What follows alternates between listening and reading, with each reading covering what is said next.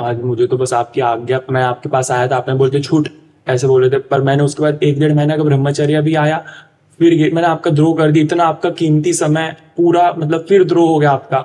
मुझे तो बस आपकी गुरु आगे पालन करना है, आप जो कह दे उसको पकड़ लूंगा मैं। मंत्र बोलने वाला तो पर लगा कि कहीं उधर आश्रय में कमी ना हो जाए, पुकार में या श्री जी में, तो मुझे मतलब नहीं, नाम नाम जप करो, नाम नाम जप करो और थोड़ी देर दंड बैठक मारो। दंड बैठक मारते हो? अभी थोड़े दिन से जिम चालू किया जब से आपके पास। हाँ, थोड़ी देर मतलब व्यायाम करो और आधा घंटा प्राणायाम करो।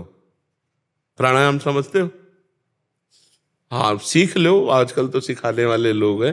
प्राणवायु संशोधन और शरीर व्यायाम और खूब सेवा पाठ, अपना जो पढ़ाई लिखाई जो अपना हो उसे करो, बीच बीच में राधा राधा राधा राधा नाम जपते रहो, ठीक है? और ज्यादा खोपड़ी मत दौड़ाओ, ज्यादा ब्रह्मचर्य के लिए परेशान मत हो। आपका द्रोह किया था। कौन सा द्रोह? कह रहे आज्ञा का उल्लंघन हो। कोई बात नहीं है, ये तो चलता है। द्रोह थोड़ी इसे कहते हैं। द्रोह तो होता है कि डट के विरोध करना। अरे भाई, आज्ञा पालन नहीं हो पाया, बच्चे हो, इसमें कोई द्रोह थोड़ी माना जाता है। आप निश्चिंत, और ब्रह्मचर्य का ज्यादा दिमाग ना लगावे, भूल जाओ उसको तो ब्रह्मचारी हो जाओगे। ज्यादा ब्रह्मचर्य रहना रहना रहना, अरे यार ये तो घाटा हो गया, आज स्वप्न दोष हो गया, अब ब्रह्मचर्य वो आपको परेशान कर देगा। छोड़ो, उसको भी छोड़ो। महाराज ऐसे ही परेशान हुए। हाँ, नहीं, ऐसे नहीं होना चाहिए। ब्रह्मचार्य ब्रह्मचर्य ब्रह्मचर्य तो नष्ट ही हो जाता। नहीं नहीं नहीं, ऐसे ले, उस पे पूरा दिमाग थोड़ी लगा देना है। दिमाग लगाओ प्रभु पे, भाई दिमाग लगाओ प्रभु पे और उसको छोड़ दो प्रभु के साथ। कोई गलत चेष्टा मत करो, गलत चिंतन मत करो, गलत देखो मत, समझ रहे हो ना? आपको जब से सुना तब से छोड़िए, कभी देखते नहीं, कभी क्रिया नहीं करो, हाँ। आपने आप हो जाता है। हाँ, नहीं, बहुत अच्छे हो, पर अब इसका भी चिंतन मत करो कि 10 दिन हो गए ब्रह्मचर्य के, 11 दिन हो गए ब्रह्मचर्य के, 12, अब तो 12 दिन में फेल हो गए, अब क्या होगा? ऐसे नहीं चला जाता है। देखो, ब्रह्मचर्य का आप खुली बात समझो, जैसे बटलोई में दाल चढ़ती है तो उसका उफान आती है, ऐसे हमारे शरीर की गर्मी कभी कभी निकलती है सबके, उसे ब्रह्मचर्य हानि नहीं कहते। ये हम परमहंस की बात बता रहे हैं। नजफगढ़ में श्री ओंकारानंद सरस्वती जी परमहंस जी थे, जब हमारी 15-16 की अवस्था थी, तो उन्होंने बताया जब कोई क्रिया से ब्रह्मचर्य नष्ट किया जाता है या फिर स्वप्न में सहवास देखा और फिर, तो वो दोष माना जाता है, अन्यथा वो शरीर का विकार है, वो अपने आप निकल जाएगा। उसके लिए परेशान ना हो कि हमारा ब्रह्मचर्य नष्ट हो गया। आपकी तरफ से कोई चेष्टा नहीं होनी चाहिए, बस आप निश्चेष्ट हैं और स्वाभाविक शरीर के जैसे दोष निकलते हैं, मलमूत्र निकलते हैं, ऐसे वो दोष है, उसमें कोई परेशानी नहीं। जब हमारे अंदर कोई सहवास की चिंतन वृत्ति होगी या हम कोई क्रिया करेंगे, तब वो संतानोत्पत्ति का जो पावर ब्रह्मचर्य है वो क्षीण होता है। और ऐसे अपने आप नहीं क्षीण होता, अपने आप जो दोष होता है वो शरीर का विकार होता है, निकल जाता है, उससे कोई हानि नहीं होगी। महाराज आपका दोस्त बना लीजिए ना महाराज। हमारा तो पूरा विश्व दोस्त है, अब जो दुश्मनी करे वो बात अलग, नहीं दोस्त तो है जी। क्या ये जो व्हाट्सएप में मैसेज आते हैं राधा रानी के 28 नामों का जाप करने से हर विश पूरी होती है? क्या होगा? राधा रानी के 28 नामों का जाप करने से हर विश पूरी होती है, हर मनोकामना पूरी हो जाती है। रानी का 28 नाम जप करने से कामना पूरी होती है। उसे भगवान के नाम से कामना तो पूरी होती है। अब जो भी ना 28 जपो, 100,000 जपो, गोपाल शास्त्र नाम भी तो है, तो भगवान के किसी भी नाम को एक बार किसी भी नाम में लगो तो कामनाओं की पूर्ति और निवृत्ति दोनों हो जाएंगी। भगवान चाहेंगे तो पूर्ति कर देंगे, नहीं उसकी निवृत्ति कर देंगे, शांति मिल जाएगी, ये तो पक्की बात है, इसमें कोई संशय नहीं। प्रभु के कोई भी नाम हो, किशोरी जी के नाम, लाल जी के नाम, भगवान के कोई भी नाम हो, वो तो सब मंगल करने वाले हैं। हमारी श्रद्धा सब नामों पर है। कोई भी नाम जप करो, 28 पाठ करो या 1000 पाठ करो, विष्णु शास्त्र नाम, गोपाल शास्त्र नाम, ये सब मंगल करने वाले हैं। रोग से मुक्ति हो जाती है। फिर आप प्रश्न करोगे आपकी किडनी कैसे खराब है?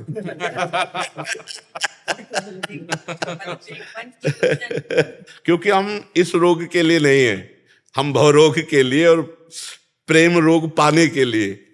तो फिर ये सब छोटी मोटी बातों पर ध्यान नहीं दिया जाता। बकाया हमारी श्रद्धा ऐसी है कि अगर आप चाहोगे तो रोग नष्ट हो जाएंगे, पक्का। भगवान नाम में अपार सामर्थ्य है। अभी कितने ऐसे हैं जो रोग रहित हो गए, कितने ऐसे हमारे सामने हैं कि हर रोग नष्ट हो सकता है नाम से, हर रोग नष्ट हो सकता है। अरे जब भवरोग नष्ट हो सकता, जासु नाम भव भेषज हरन घोर त्रिशूल, श्री धन्वंतरी जी ने जब आयुर्वेद का शोध किया तो अच्युत कृष्ण गोविंद नाम में जो सामर्थ्य हो किसी औषधि में सामर्थ्य नहीं, पर इस नाम से हम भगवत प्राप्ति चाहते हैं, इस नाम से हम भवबंधन से मुक्त होना चाहते हैं। शरीर स्वस्थ होना एक साधारण सी बात है, क्योंकि ये 4 दिन टिकेगा, मरेगा तो है ही है, आज नहीं तो कल मरेगा। तो हम नाम का प्रयोग भगवान की प्राप्ति के लिए करें, पर यदि रोग के लिए करें तो ठीक हो सकता है, पक्का ठीक। डॉक्टर प्रहलाद सोनी जी नाथ द्वारा से। गुरुदेव, आपके चरणों में कोटि कोटि प्रणाम। गुरुदेव, मैं एक शिक्षक के रूप में कार्य करते हुए प्रशिक्षण, शिक्षा में शोध कार्य इत्यादि का दायित्व निर्वहन करता हूँ। 18 महीने से प्रत्यक्ष राधा केली कुंज आकर एवं अप्रत्यक्ष रूप से ऐप, यूट्यूब, फेसबुक के माध्यम से गुरुदेव के मुखारविंद से प्रज्वलित शब्दों को जीवन में धारण करने का बल मिल रहा है मेरे को। महाराज जी, आपका प्रश्न है कि धर्म किसी स्वार्थ साधन या किसी बहाने या निमित्त से नहीं किया जाना चाहिए। ऐसे धर्म का प्रभु अंगीकार नहीं करते, लेकिन बहिरंग धर्म से ही अंतरंग धर्म की ओर प्रवेश संभव है। बिना निमित्त के भाव कैसे बनेगा? महाराज जी कह रहे हैं बहिरंग धर्म भी धर्म की सीमा में रहकर करना है ना। बहिरंग धर्म का तात्पर्य आप क्या लेते हैं? जैसे बाहर आरती करना है, पूजा करना है, या किसी व्यक्ति की सेवा करनी, या समाज की सेवा करनी, या कोई भी है, तो धर्म के सीमा के अंतर्गत रह के करना। तो बहिरंग धर्म वो कोई दिखावा के लिए तो नहीं कर रहे ना, अपने धर्म की पूर्ति के लिए कर रहे हैं। तो वही बहिरंग धर्म हमारे अंतःकरण को पवित्र करके सत्य सनातन सच्चिदानंद प्रभु की तरफ लगा देगा। तो बहिरंग का मतलब अगर हम दिखावा कर रहे हैं, दम्भ कर रहे हैं, पाखंड कर रहे हैं, तो धर्म नहीं, वो अधर्म हो गया।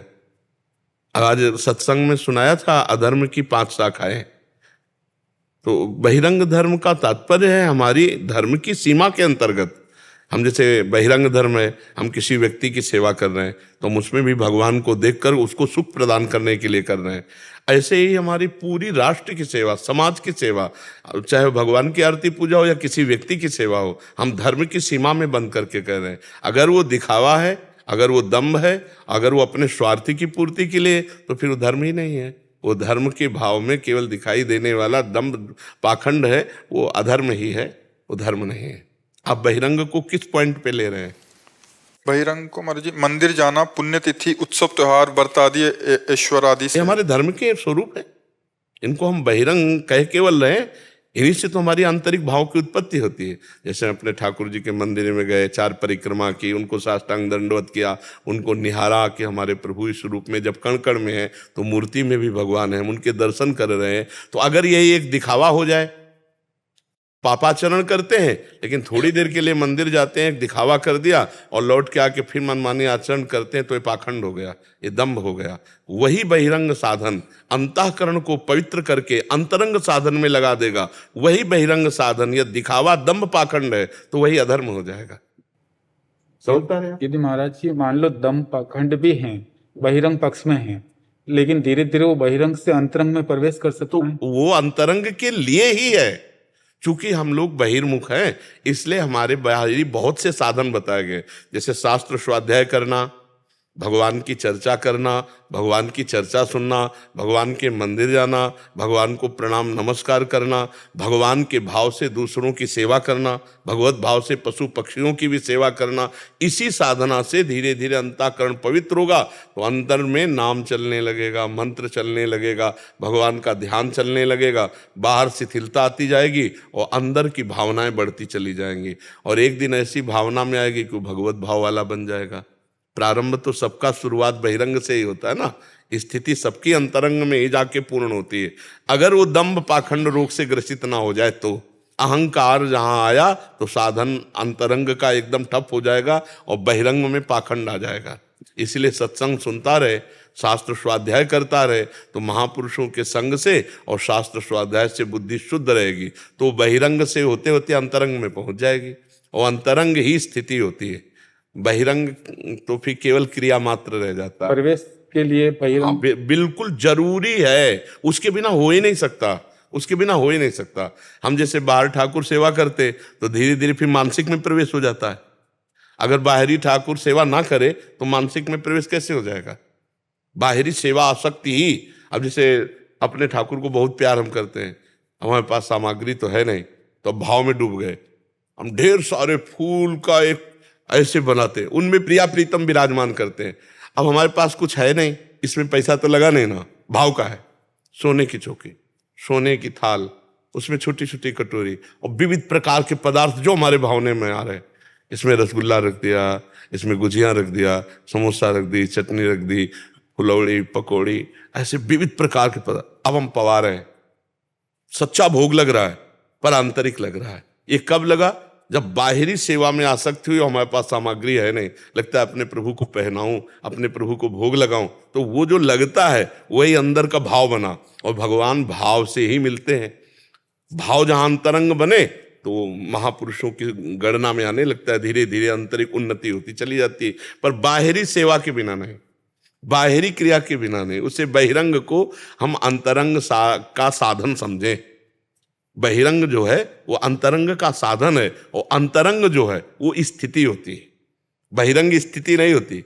बहिरंग अंतरंग का साधन है और अंतरंग की स्थिति होती है। जो अंतरंग साधन है वो स्थिति होती है साधक की। बिना अंतरंग के बहिरंग का कोई ज्यादा खास महत्व नहीं है। कुछ विद्यार्थी या शिक्षक प्रश्न करते हैं, हम कहते हैं कि राधा नाम जपो, मान लो प्रशिक्षण देते समय कहते हैं कि नाम लेना चाहिए जो भी आप प्रभु को मानते हो जी। तब वो यूं कहते हैं कि भगवान कब मिलेंगे? मैंने कहा प्रयास तो करो, बहिरंग से आप शुरू तो करो, अंतरंग में अपना पाएंगे। पर हम प्रणाम करते हैं उन बच्चों को जो ये प्रश्न करते हैं कि भगवान कब मिलेंगे। कम से कम प्रश्न तो उठा, भगवान के लिए प्रश्न तो उठा। धन्य है जिसके हृदय में ये प्रश्न उठ जाए, और धन्य है उसके जिसके हृदय में ये ललक लग जाए, और धन्य है जो प्रभु के लिए रुदन करने लगे, विकल हो जाए। पर वो भी प्राथमिक धन्य है जिसके अंदर प्रश्न उठा कि भगवान कब मिलेंगे। वो ये भी कहते हैं कि आपने भगवान को साक्षात्कार किया क्या? मैंने कहा मैं तो प्रयासरत हूँ। जी जी जी बिल्कुल। और जो भगवान को साक्षात्कार किए हैं वो ना कह सकते हैं कि हाँ, और ना कह सकते हैं, क्योंकि हाँ नहीं कह सकते वो अनंत है, और ना नहीं कह सकते क्योंकि उसके बिना हम जी नहीं सकते। तो जब मैं था तब हरि नहीं, आप हरि हैं, बस यही साक्षात्कार होता है। आप समझ ला, जब साक्षात्कार होता है तो यही साक्षात्कार होता है। जब मैं था तब हरि नहीं, और अब हरि हैं, मैं ना है। प्रेम गली अति साकरी तावे दुल सवाए। और कोई कण ऐसा नहीं जहाँ भगवान नहीं, तो इन सब में भगवान है, सब में।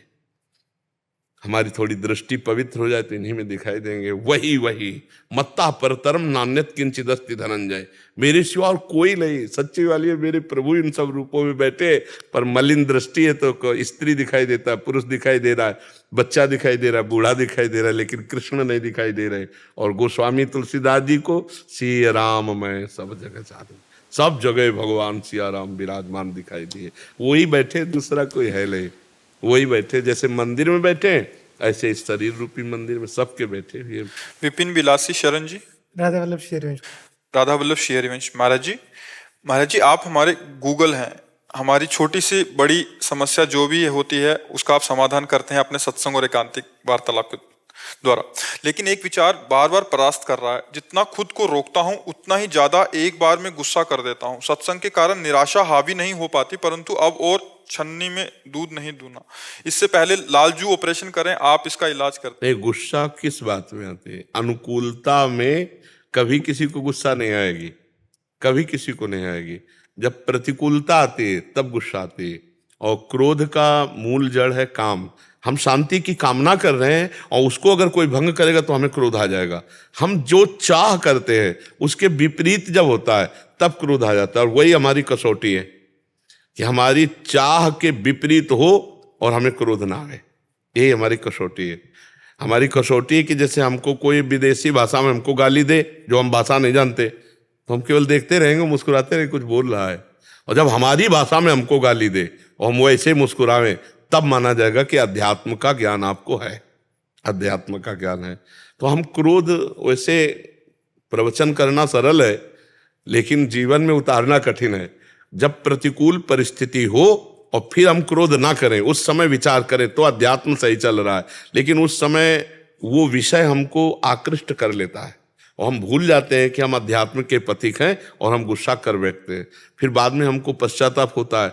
हम अगली बार के लिए तैयार हों कि हे भगवान, अब अवसर मिलेगा तो आपकी कृपा बल से हम मुस्कुराएंगे, क्रोधित नहीं होंगे। अगर फिर गुस्सा हो जाते हैं तो फिर हम प्रायश्चित करें कि आज हम जो क्रोध किए उसके लिए आज उपवास करेंगे, और अब अगली बार क्रोध आएगा तो हम कोशिश करेंगे कि हमें गुस्सा ना आए। धीरे धीरे आप क्रोध पर विजय प्राप्त कर लेंगे।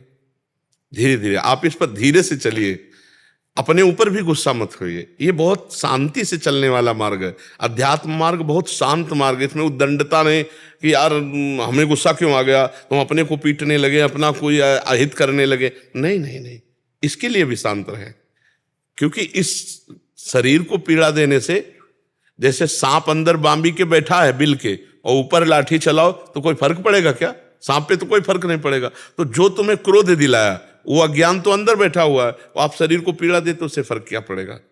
अब जैसे उपवास किए, उपवास करके भजन किए, तो उस पर फर्क पड़ रहा है। जो देहाभिमान है उस पर फर्क पड़ रहा है, जो अज्ञान है अब उस पर फर्क पड़ रहा है। और मन विचार करेगा गुस्सा किया तो ये 2 दिन भूखा मारेगा, पीड़ा पहुंचेगी ना उसको भूख की, ऊपर से पीड़ा। 2 दिन ये हमको व्रत में रखेगा और डट के जप करेगा, तो अब हमें गुस्सा नहीं करनी। और जब गुस्सा का अवसर आवे तो दांत पीस ले और राधा राधा अंदर अंदर बिल्कुल खोले ना। वो गाली दे, खूब गाली दे, पर खोले ना वहां से, या तो हट जाए मौन होकर के चुपचाप, और या तो हिम्मत हो तो डटा रहे, बस बोले ना तो नहीं तो अगर बोलना शुरू हुआ तो फिर गुस्सा का काम ही है, फिर वो मतलब गलत करवा देगा, या तो गलत बुलवा देगा या तो फिर मारपीट होने लगेगी। या पूज्य जनों को भी गाली दिलवा दे, गुस्सा वो चीज है। अपने पूज्य जनों को, माता पिता वयोवृद्धों को भी अपशब्द बुलवा दे, क्रोध ऐसी चीज है। अरे अपशब्द क्या, थप्पड़ मरवा दे, ज्यादा गुस्सा आ जाए तो कहो मारपीट शुरू हो जाए। इसलिए क्रोध तो बहुत नाशकारक है, और प्रायः जितने भी विनाश होते हैं वो सब क्रोध से ही होते हैं। क्रोध को शांत करने की कोशिश करें, भगवान बल देंगे, और धीरे धीरे क्रोध विजयी। काम, क्रोध, लोभ, मोह, मद, मत्सर, ये 6 शत्रु हैं जो जीव को बांधकर दुर्गति कराते हैं। महाराज जी, पहले तो क्रोध की जलन 5 मिनट थी, अगर उस समय जैसे आप कह रहे हैं, पर बाद में तो दिनों तक चले जाती है। बहुत पश्चाताप होता रहता है कि यार हम क्यों गुस्सा हुए। बिल्कुल ठीक बात है। अगर पहली गर्मी सह जाए दांत पीस के तो वो 5 मिनट की गर्मी होती है, और अगर हम गर्मी में बोल गए तो बड़ी गलती हो सकती है, बड़ा परिणाम, अरे पूरा जीवन बर्बाद हो सकता है, पूरा जीवन बर्बाद। मान लो कहीं हाथ ऐसे किसी के लग जाए, उसकी मृत्यु हो जाए तो आजीवन जेल कारावास। तो हमें क्रोध को थोड़ा शांत करना चाहिए। मित्रविंदा सोनी जी, राजस्थान से। राधे राधे महाराज जी। महाराज जी, मैं पिछले 7-8 महीने से पिताश्री के माध्यम से गुरुदेव के वचनों को जीवन में ग्रहण करने का प्रयास मात्र कर रही हूँ। आपके दर्शन की इच्छा थी जो आज पूर्ण हुई। महाराज जी, मेरा एक प्रश्न है। महाराज जी, प्रेम भक्ति को सौम्य, नम्र, कोमल, शांत बनाकर जीवन की पूर्णता देता है। लौकिक जगत की पूर्णता क्षणभंगुर है, लेकिन आध्यात्मिक जगत की पूर्णता ईश्वर से प्रेम है, मोक्ष है। तो उस प्रेम की उत्पत्ति का स्रोत और स्वरूप क्या है? नाम। प्रेम मूल यह नाम है, प्रेमी रसिक जपत यह नाम। प्रेम मगन निज बन विश्राम, श्री हरिवंश जहाँ रहे। प्रेम प्रवाह परे जन सोई, तब क्यों लोक वेद शुद्धि होई। जब श्री हरिवंश कृपा करी, व्रत संयम तब कौन कराई। संतत सकल सुनो चितलाई, श्री हरिवंश प्रताप जस। प्रेम पहला नाम से ही प्रकाशित होता है। दूसरा गुण लीला चरित्र श्रवण से प्रकाशित होता है। जो उपासक निरंतर नाम जप करता है, भगवान की लीला चरित्रों का गायन करता है, भगवान की लीला चरित्रों को सुनता है, उसके हृदय में विशुद्ध प्रेम जागृत हो जाता है। रत्नावती जी का पावन चरित्र पढ़ करके देखिएगा। कभी पढ़ा है? किसका प्रश्न है? कभी रत्नावती जी का चरित्र पढ़ा है? एक बार पढ़िएगा चरित्र। उनकी दासी जी भगवान के प्रेम में निमग्न थी, तो कभी कभी बोल उठती थी, हा वृंदावन बिहारी, हा गोविंद, हा कुंज बिहारी। तो वो एक जैसे संसारिक रानी होती है ऐसे थी। तो उन्होंने एक दिन देखा एकांत में आकाश की तरफ आंख करके रोती हुई करे, हा कुंज बिहारी। तो उनको पता नहीं था कि कुंज बिहारी नाम भगवान का है। तो उनका तू मेरी दासी है और परपुरुष से किसी से प्यार करती है, क्योंकि लक्षण प्रेम के हैं, तो किसको पुकार कर रोती है एकांत। वो सहम गई एकदम कि मेरे भगवत प्रेम को महारानी जान गई। तो उनका नहीं महारानी, तो उनका नहीं मैं तुम्हें दंड दूंगी, तुम परपुरुष से कैसे प्यार कर सकती हो, हमारी दासी हो। तो उनका महारानी मत पूछो, नहीं ऐसा रोग है कि अगर आपके चढ़ गया तो आपका ये सब रानी पना जो है ना ये मारा घूमेगा। और वो अपने आवेश में आ गई। उनका क्या तुम समझती हो किसी संसारिक पुरुष का नाम है?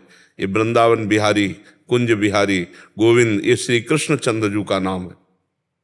तो एकदम वो कह, मुझे क्षमा करो, मैं समझती थी आप गलत हो।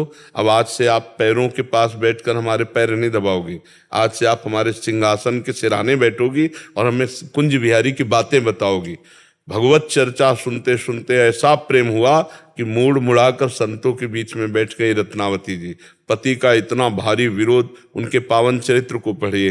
तो भगवान के पावन चरित्र सुनने से और भगवान के नाम जप से प्रेम का प्रकाश हृदय में होता है। और जब प्रेम प्रकाशित होता है तो क्या क्या होता है ये कहने की जरूरत नहीं। अनिर्वचनीयम प्रेम स्वरूपम, प्रेम की जो महिमा है वो अनिर्वचनीय, सूक्ष्मतरम, बड़ा सूक्ष्म है। अनुभव स्वरूपम, केवल अनुभव में आने वाला है। प्रतिक्षण वर्धमानम, प्रतिक्षण बढ़ता रहता है। प्रीतम का साक्षात्कार होते हुए भी वो प्रीतम के लिए तड़पता रहता है।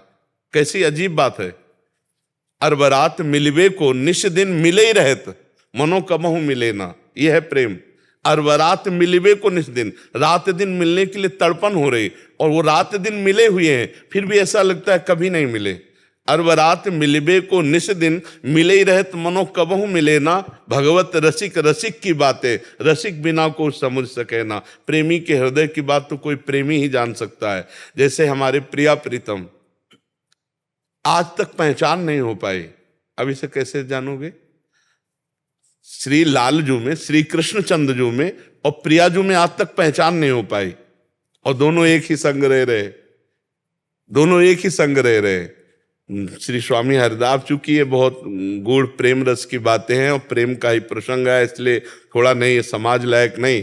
श्री स्वामी हरिदास जी बिहारी जी महाराज कह रहे हैं, प्यारी जू जब जब देखो तेरो मुख तब तब नयो नयो लागत, ऐसो भ्रम होत देखो न कबहूरी, दुत को दुत लेखनी न कागत। श्यामा जू से लालजू कहते हैं, श्यामा जू आपको जब जब देखता हूं तब तब ऐसा लगता मैंने आपको कभी देखा ही नहीं, क्योंकि प्यारी जू का ऐसा रूप है। प्रतिक्षण वर्धमानम नवम नवम, अबहीं और अबहीं और अबहीं और। प्रेम में इतनी भूख हो जाती है कि अपने प्यारे के सानिध्य में रहते हुए भी ऐसा लगता है कि मैं कभी मिला ही नहीं, मैं कभी मिला ही नहीं। दो आदिन अंत विहार करें तो लाल प्रिया में भई न चिनारी। अब उस गरिष्ठ प्रेम तक पहुंचने के लिए निरंतर नाम जप, परम पवित्र आहार, परम पवित्र आचरण, परम पवित्र व्यवहार, तब कहीं जाकर के वो ऐसा एकांतिक प्रेम जागृत होता है। अपनी समाज में रहते हुए भगवत चिंतन परायण रहना बहुत कठिन हो गया, क्योंकि खान पान व्यवहार सब अशुद्ध हो रहे हैं और मोबाइल का जमाना है, दुनिया का प्रपंच मोबाइल।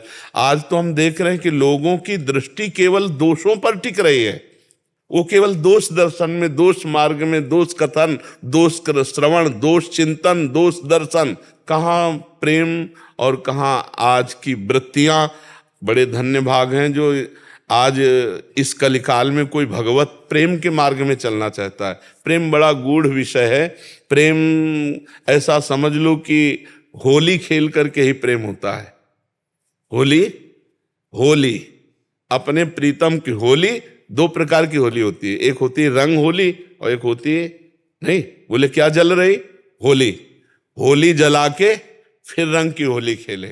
मैं और मेरा, अपना और पराया, इस अज्ञान की होली जला दे और एकमात्र श्री कृष्ण के प्रेम में, प्रियाजू के प्रेम रंग में रंग कर अपने जीवन को उनके चरणों में अर्पित कर दे। निरंतर नियम लेकर के भजन और भगवत चर्चा, लीला कथा, श्रवण कथन, कोई प्रपंच की वार्ता नहीं, कोई ग्राम्य वार्ता नहीं, कोई भोग वार्ता नहीं, कोई लोक वार्ता नहीं, तब जाकर प्रेम स्फुरित होता है। अभी तो अपनी रसेंद्रिय, अपनी जनेंद्रिय, अपनी इंद्रियों के भोगों में ही मन राजी है, तो श्री कृष्ण प्रेम तो बड़ा दुर्लभ विषय है।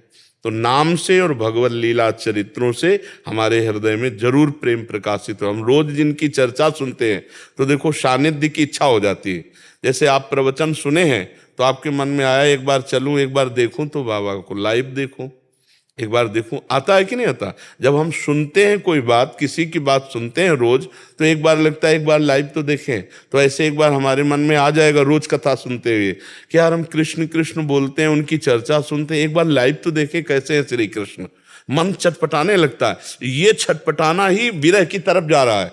ये सकिलता जा रहा विरह की तरफ, अब उसे कोई उपाय नहीं दिखाई दे रहा, तो वो रोना शुरू करता है, हा कृष्ण, हा कमल नयन, अब आप ही हमारे साधन हो, आप ही साथ दो, आप मिल जाओ ना। वो भगवान के लिए आ गया प्रेम, भगवान के लिए रोना, ये आ गया प्रेम, प्रेम देवता हृदय में प्रकाशित, और प्रेम आ गया तो भगवान अधीन हो जाते हैं। भगवान का नाम प्रेमाधीन है, भगवान अधीन हो जाते हैं उसके। नाम जप करो, अच्छा पवित्र भोजन पाओ, अच्छे पवित्र आचरण करो, और भगवान की लीला कथा गाओ और सुनो, इसी से प्रेम प्रकाशित हो जाएगा।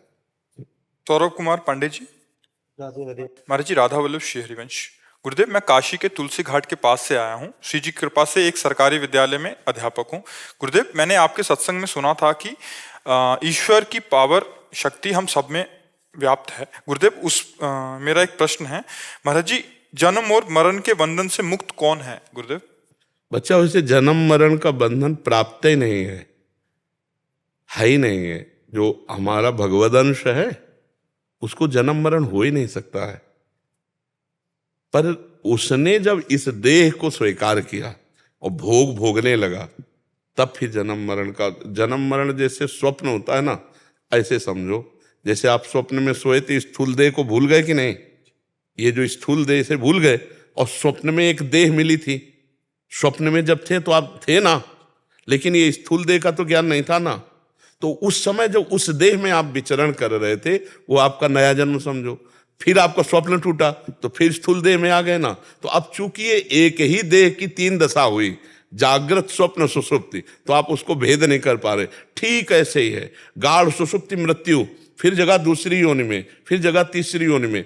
अब अगर उसे मुक्त होना है तो आत्मज्ञान प्राप्त करे कि मैं शरीर नहीं हूं, और अपने को भोगों से हटाए। अगर भोगों में लगा रहा तो फिर नहीं, फिर ये तो बड़ा दुखमय संसार है। बार पुनरपि जननम पुनरपि मरणम पुनरपि जननी जठरे शयनम। अगर भजन नहीं करेगा भगवान का और ज्ञान नहीं प्राप्त होगा तो इसी अज्ञान में बंधा बार बार जन्म मरण को प्राप्त होता रहेगा। जैसे सोते हुए पुरुष को बड़ा स्वप्न में दुख या सुख मिल रहा है, पर उसे जगा दो तब वो जाग कर जानेगा कि ना वो सुख था ना दुख था, जगा हुआ पुरुष। ऐसे ही जब ब्रह्म बोध हो जाता है या भगवत प्रेम प्राप्त हो जाता है, तब वो इस संसार से मुक्त होता है, नहीं तो बार बार जन्म मरण लगा रहता है। इसलिए बार बार भगवान का नाम जप करना चाहिए। नाम जप करने से ही हमें शुद्ध ज्ञान प्राप्त होगा, और ज्ञान से ही हम ये देख पाएंगे कि हम जन्म मरण वाले नहीं हैं। हम कोई स्थूल शरीर नहीं है, हम सूक्ष्म शरीर नहीं है, हम कारण शरीर नहीं। तीनों का पावर जो वो मैं हूं। अब हमारा कोई रूप थोड़ी है, अपना कोई रूप थोड़ी। एक बिजली का क्या रूप है? आप कहोगे हाइलोजन, आप कहोगे एसी, पंखा, ये बिजली का रूप नहीं है। ये तो बिजली जहां प्रयोग में आ रही वो यंत्र है। ये यंत्र है, करण है। ये वो जो कारण तत्व, उसका कोई रूप नहीं है।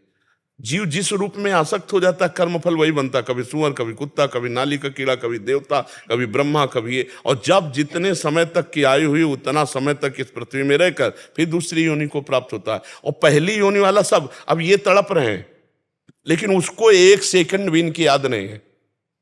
कोई हमारे माता पिता थे पूर्व जन्म में, आप बोलो अभी कै साल के हो आप? 28 के वर्ष के पहले आप कहीं थे, लेकिन कौन था अब हमको याद नहीं। माँ के गर्भ में अभी थे, हमें पता ही नहीं कि गर्भ में कितना कष्ट भोग रहे थे। इसी जन्म की बात है। ऐसे ही पूर्व जन्म के जैसे माता पिता परिवार सब विस्मृत हो गए, ऐसे जैसे अभी शरीर छूटा और तो कभी याद नहीं आएगा। त्रिभुवन में, त्रिकाल में कभी याद नहीं आएगा कि कोई मेरे लिए रो रहा है, कोई मेरे लिए तड़प रहा है, कोई मेरा, उसको कभी नहीं आएगा। वो अलग डिपार्टमेंट। बस जहां शरीर से हटा, स्मृति खत्म। शरीर से देखो, इसी शरीर में देखो, ये शरीर मां के गर्भ में रहा, 1 सेकंड की याद नहीं है, और 9 महीने रहे, 1 सेकंड की याद नहीं। तो पूर्व जन्म में भी हमारे माता पिता परिवार रहे होंगे, हमें 1 सेकंड की याद नहीं। ऐसे इस जन्म का भी याद नहीं रहेगा। हम नए जन्म में पहुंच जाएंगे। तो नया जन्म होने ना पावे और इसी जन्म में भगवत प्राप्ति हो जाए, इसी की साधना है, इसी का भजन है।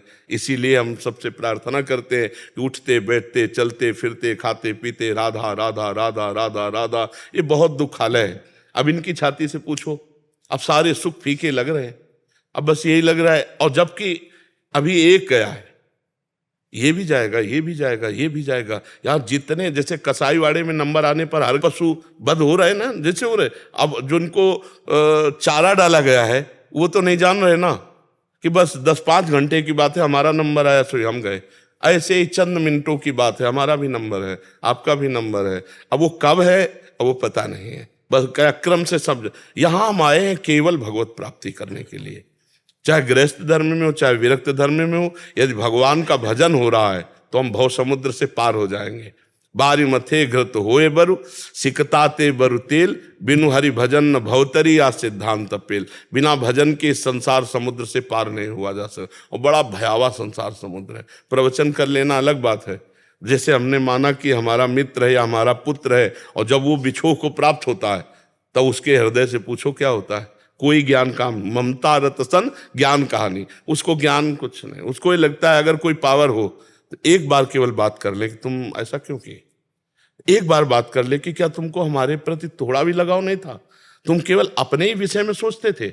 कम से कम ये सोचते कि हमारे जाने के बाद, हमारी ऐसी क्रिया के बाद हमारे मम्मी पापा का क्या होगा, हमारे परिवार, मतलब तुम्हारे हम कोई नहीं थे, केवल तुम अपनी सोच। तो ये सब बड़ा मायाकृत है और बड़ा दुखद। जब अपने ऊपर बीतती है ना तब सच्चा ज्ञान पता चलता है कि ज्ञान दूसरे का तो उपदेश देना अलग होता है। जैसे हम इनके हृदय से हृदय जोड़ा तो थर्रा गया हृदय कि इनका हृदय कितना व्याकुल है अपनी प्रियता में।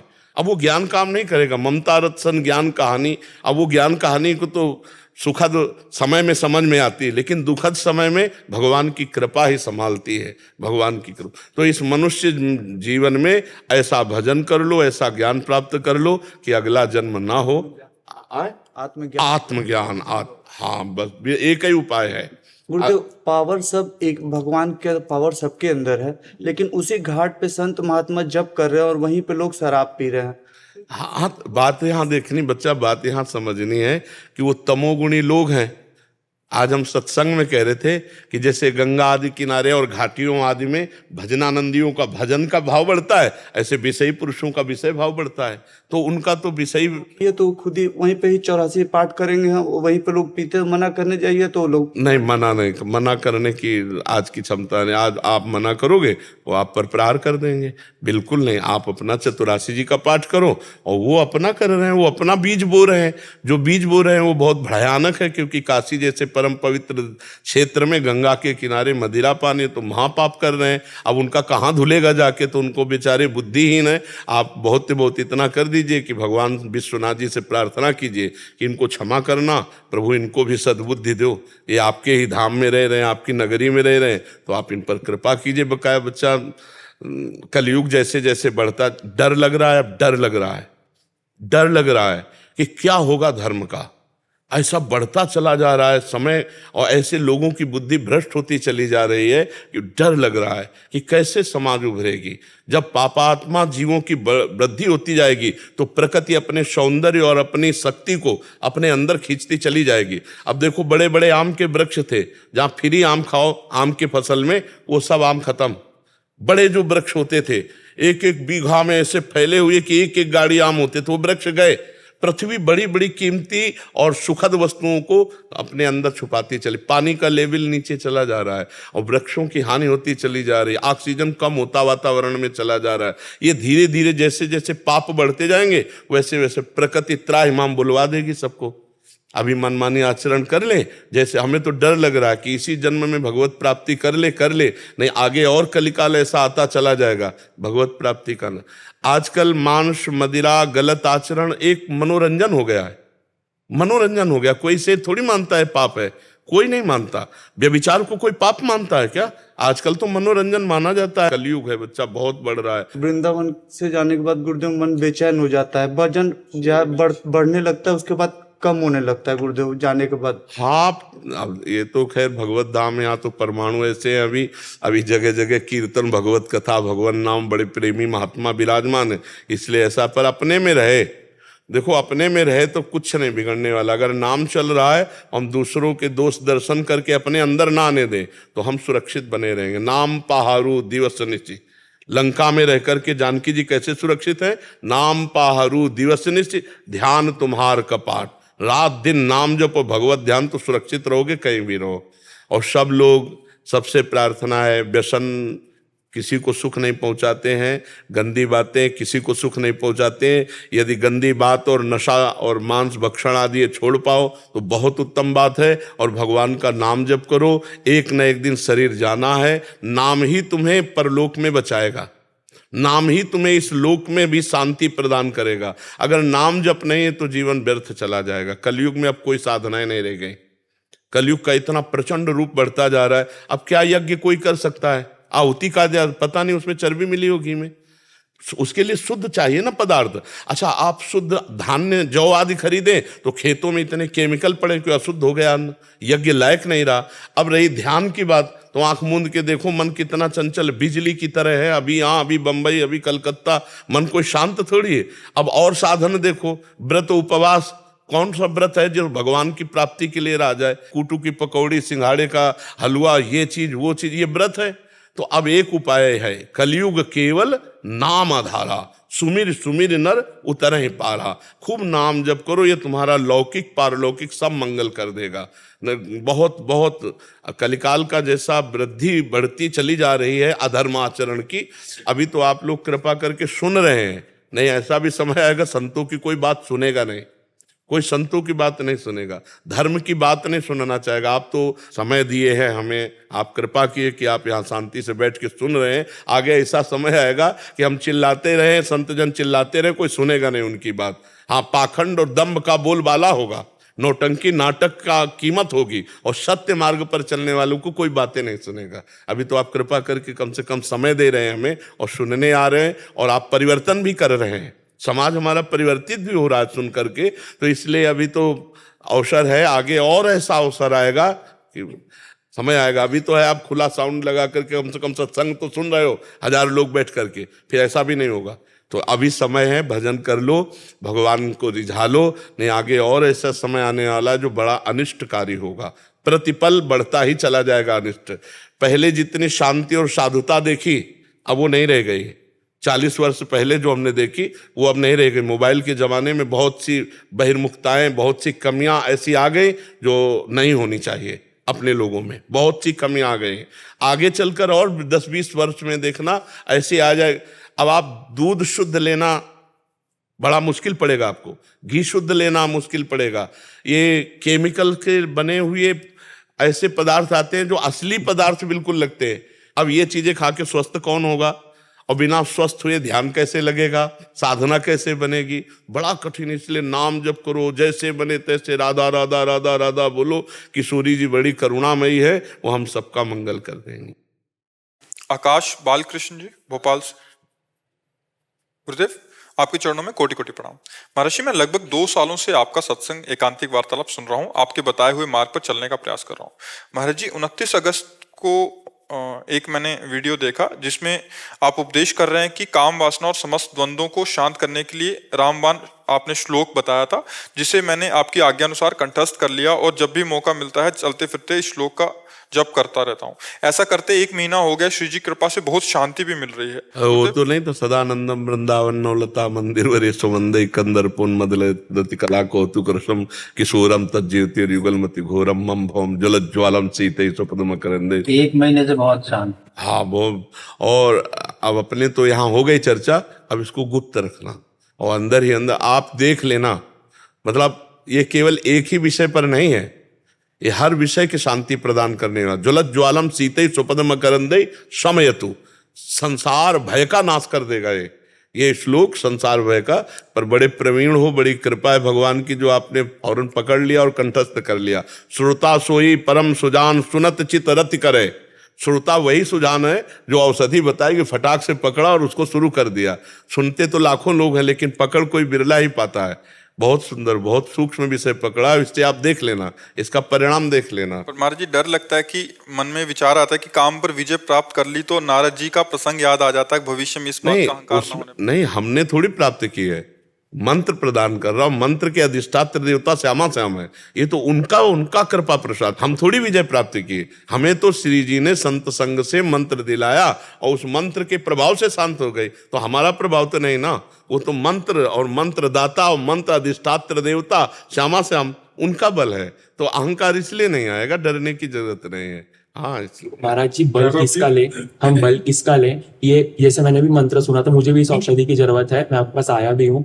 किसका बल लें, जैसे सुना है आपसे कि हित 84 अंदर चलाते रहो सब हो जाएगा, आपसे ये भी सुना ब्रह्मचर्य तो तभी शांत होगा जब पुकार होगी। एक चीज अभी हमारी पहली बात सुने, एक बात हमारी समझो, बुखार चिकनगुनिया, अगर बुखार शब्द में देखो तो कितने क्वालिटी के बुखार होते हैं ना, अलग अलग बुखार होते हैं ना, बुखार में भी कई तरह के होते हैं, एक ही बुखार थोड़ी होता है, कई तरह के बुखार होते हैं। तो अब एक को टेबलेट सूट कर गया, दूसरे को इंजेक्शन सूट कर गया, तीसरे को भर्ती करना पड़ा, नहीं कर बोले प्लेटें डाउन हो रहे हैं, कौन प्लेटलेट्स। अब कह दो कि यार उसको तो टेबलेट दिया और एक को इंजेक्शन लगा के भेज दिया, हमको भर्ती कर रहे। सीरियस मैटर है, अलग अलग साधक का अलग अलग है। अब जैसे तुम्हारी रुचि हो चतुरासी जी में, चतुरासी जी से काम हो जाएगा। बहुजल निधि को नाव काम पावक को पानी, तुम्हारी रुचि कि अब तो हम सर्वस्व राधा नाम मानते हैं, उससे भी हो जाएगा। तुम्हारा है कि अब हम ब्रह्मचर्य धारण करके भगवान नाम जप, उससे भी हो जाएगा। ये पर हमारे इंजेक्शन है, ये हमारे टेबलेट है, किसको कौन फिट होता है, अब उसमें झगड़ा थोड़ी करना है कि उनको टेबलेट क्यों दे दिया, उनको इंजेक्शन क्यों लगा दिया, हमारा ऑपरेशन क्यों होगा। सीरियस मैटर है, काम कोई साधारण थोड़ी, बड़ा शत्रु है। अब हमारी जहां रुचि हो जाए उससे हम अपने काम का समन करें। उसमें देखो सत्संग क्या है, मेडिकल स्टोर है, लेकिन पर्सनल जैसे इन्होंने स्वीकृति ले ली, अब ये स्वीकृति सत्संग से लिया मंत्र, लेकिन अब स्वीकृति जो हो गई, अब ये डायरेक्ट हो गए। अब ये नहीं कह सकते कि आप बिना गुरु के कैसे जप रहे हैं, क्योंकि वो डायरेक्ट हो गई। ऐसे ही मेडिकल स्टोर में हम दवा तब लें जब डॉक्टर से स्वीकृति ले लें। दवाएं तो सब काम की है, लेकिन उल्टा भी हो सकती है हमारे लिए। तो हम ऐसे जैसे सत्संग में सुना कि भाई कृष्णाय वासुदेवाय हरे परमात्मने प्रणत क्लेशनाथ, तो महाराज ये हम इसके लिए करते हैं स्वीकृति, हाँ बढ़िया, वो चल गया, वो उसमें चल जाएगा। तो ऐसे ही तुम चतुरासी जी, राधा नाम, जो आपको प्रिय हो, सब भगवत औषधि हैं इस भवरोग को मिटाने के लिए, सब हैं। कोई राम नाम में प्रीति करता है, कोई शिव नाम में प्रीति करता है, कोई भगवती के नाम में प्रीति करता है, सब वही औषधि हैं। तो आप बताओ आपको कौन पसंद औषधि है। आज मुझे तो बस आपकी आज्ञा, मैं आपके पास आया था, आपने बोलते छूट ऐसे बोले थे, पर मैंने उसके बाद 1-1.5 महीना का ब्रह्मचर्य भी आया, फिर मैंने आपका द्रोह कर दिया, इतना आपका कीमती समय पूरा मतलब फिर द्रोह हो गया आपका।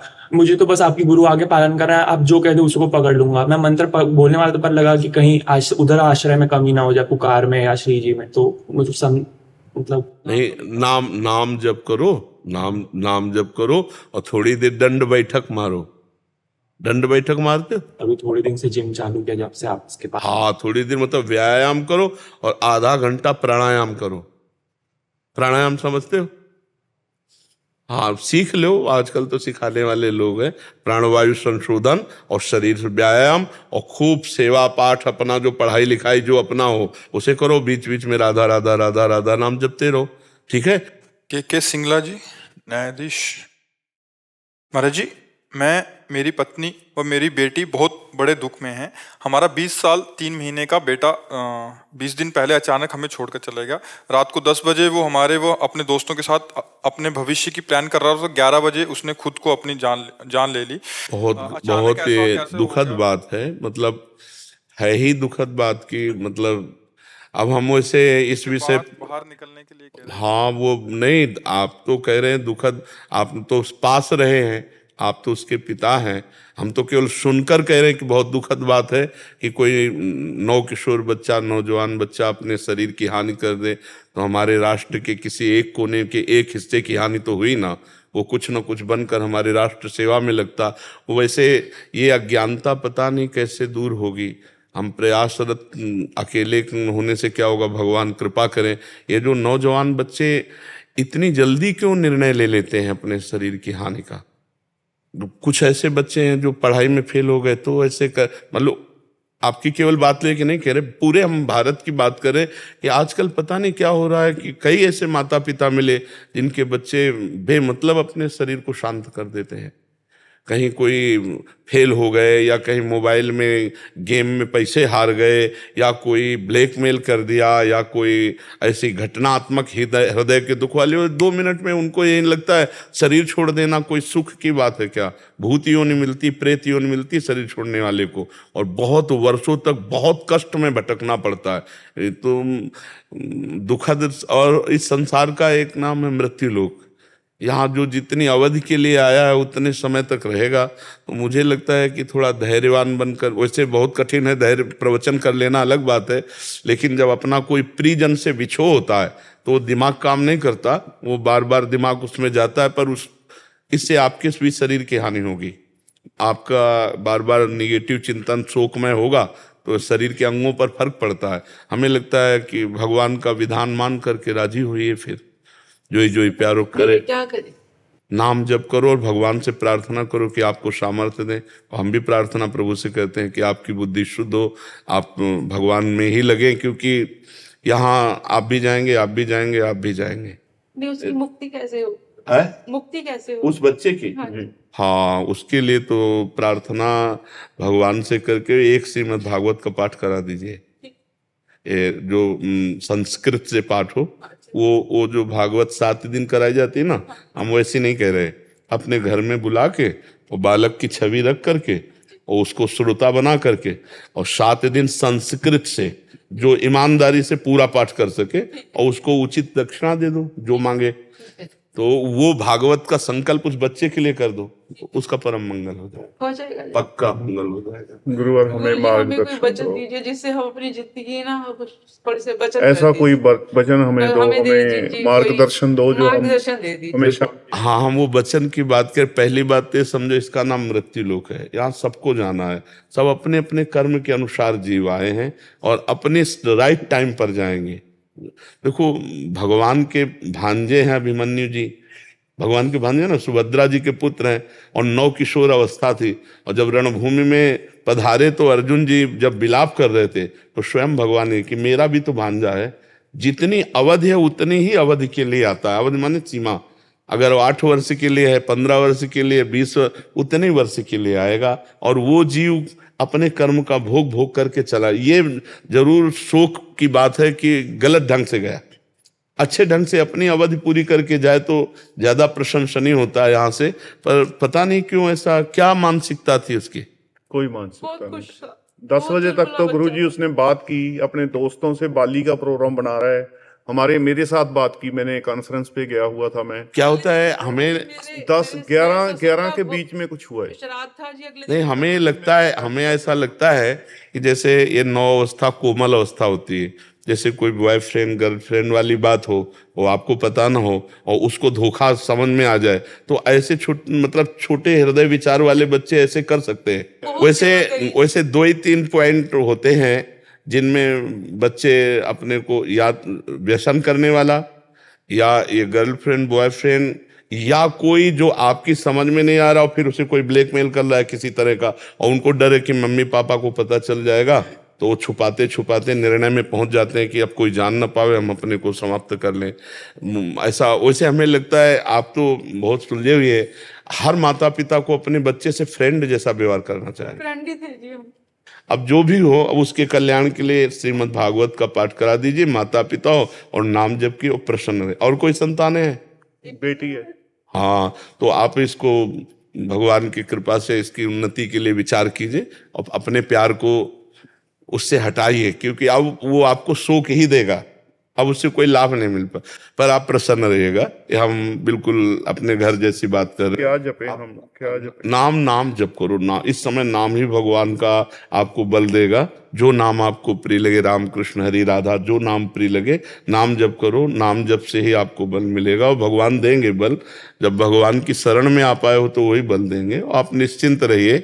देखो, ये दुख सुख का थपेड़ा पूरे संसार को भोगना पड़ता है। ऐसा नहीं कि आपके साथ केवल हुआ हो तो हम सब भगवान के तरफ से थोड़ा खिलाफत करें कि ठाकुर जी आप इन्हीं के साथ ऐसा क्यों किए। अब हमें तो सबसे बड़ा सुख हो रहा है कि हमारे नौजवान बच्चे गलत निर्णय ले रहे हैं, और इसमें हमें 2-3 पॉइंट ही या तो वो कहीं ब्लैकमेल किए जा रहे हैं या उनके हृदय पर चोट पड़ती है, जैसे गर्लफ्रेंड बॉयफ्रेंड ऐसे। अब नए नौकिशोर बच्चे हैं, जैसे अचानक प्यार किया और किसी ने उनको धोखा दिया, तो मान लो इसकी बात नहीं कर रहे, लेकिन अचानक जैसे या फिर कोई ब्लैकमेल कर या फिर कोई जैसे गेम आदि इतने विचित्र हार जाए या कोई व्यसन, तो ऐसी परिस्थितियां आती हैं। आपकी नज़र में तो कोई इनमें दोष नहीं है, लेकिन कुछ ना कुछ तो अंदर दिमाग में चल रहा था, क्योंकि इस तरह से अपने आप को नष्ट करना मतलब ये बहुत बड़ा कोई अंदर बात चल रही थी। तभी होता है जैसे हम आपके सामने हंस रहे हैं, बात कर रहे हैं, लेकिन हमारे अंदर चल रहा है, बात करते हुए प्रश्न उत्तर करते हुए हमारे अंदर चल रहा है।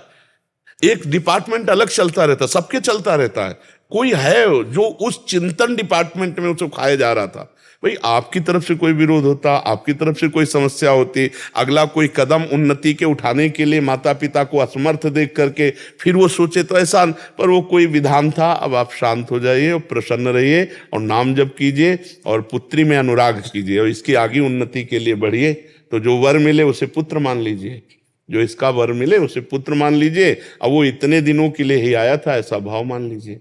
हम आपके दुख में बिल्कुल सम्मिलित हैं, बिल्कुल हम मतलब सहृदय होकर आपसे बात कर रहे हैं। करवा दे वो श्रीमद् भागवत वैसे जल्दी से जल्दी करवा दो तो उसको ज्यादा लाभ मिलेगा। वो किसी अन्य योनि में जाए, उसके पहले अगर उसको ये प्रॉपर्टी मिल जाएगी ना, संपत्ति, तो उसका परम कल्याण हो जाएगा। तो 7 दिन लगते हैं। मंदिर में करवा सकते हैं आप? बहुत सुंदर मंदिर। हाँ, छवि उसकी रखे बालक की और संकल्प उसके लिए बुलवा के, उसके नाम का अपने गोत्र का संकल्प बुलवा कर। तो ये एक सरकारी डिपार्टमेंट जैसे होता है ना कि आप बैंक में पैसा जमा करें किसी को भी दे सकते हैं, ऐसे ही संकल्प के द्वारा हम जब पुण्य और कुछ साधु महात्मा ब्राह्मणों को भोजन पवा देना उसके बाद, और वो सारा पुण्य उस बालक को दे देना, पक्का उसका कल्याण हो जाएगा, पक्का उसका मंगल हो जाएगा, इसमें कोई संशय नहीं। समझ? हाँ, नहीं तो जैसे गलत ढंग से शरीर पूरा हुआ ना तो उसको बहुत कष्ट मिलेगा।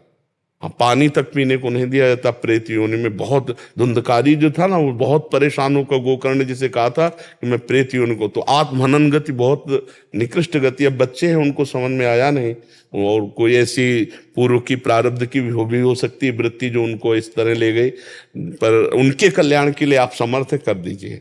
हाँ, 24 घंटे नाम कीर्तन करवा दीजिए, एक श्रीमद् भागवत करा दीजिए, 10, 20, 50 लोगों को भोजन पवा दीजिए और टोटल सब पुण्य उसको आप संकल्प कर दीजिए उसके नाम से, पक्का मंगल हो जाए, उसमें कोई संशय नहीं। हाँ।